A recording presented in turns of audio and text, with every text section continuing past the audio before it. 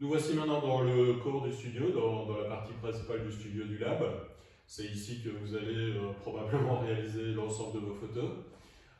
Vous voyez que les seuls accessoires qui restent dans le studio quand personne n'y est, ce sont les trépieds. Donc vous avez les 4 trépieds pour les 4 flashs et vous avez également une girafe. Vous voyez également que tous les murs sont blancs, comme la plupart du temps dans un studio classique, et la taille le permet. Vous avez sur ma gauche les supports de fond électriques.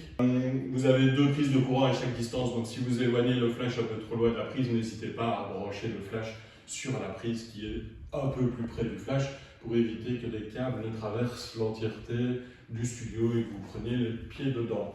Accessoire quand même non négligeable, le studio est complètement chauffé. Je vais vous présenter un tout petit peu plus en détail parce que son utilisation est très facile, le support de fond électrique qui est derrière moi.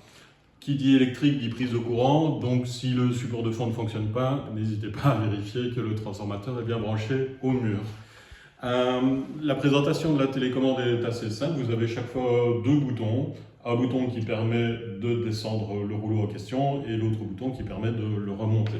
Lorsque vous avez utilisé le fond, n'hésitez pas à tenir légèrement le papier pendant qu'il remonte pour qu'il se roule de manière un peu plus esthétique et un peu plus durable et qu'il soit moins abîmé pour l'utilisation suivante. Quand vous allez le mettre au sol, vous allez utiliser du papier cache qui vous permettra de le fixer au sol et d'éviter qu'un ourlet disgracieux vienne se mettre entre le plancher et le papier.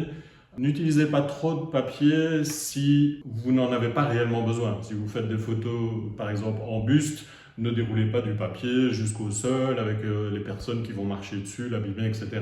Descendez-le jusqu'à quelques centimètres au sol. Ça permettra de préserver plus longtemps l'utilisation du papier dans le temps. Évitez tant que possible de marcher dessus avec des chaussures sales et essayez de demander à vos modèles de marcher soit en chaussettes, soit pieds nus dans la mesure du possible, ou alors peut-être vérifier au moins l'état des chaussures avant de mettre les pieds dessus pour éviter de devoir remplacer chaque fois 5 mètres de papier après une séance de studio.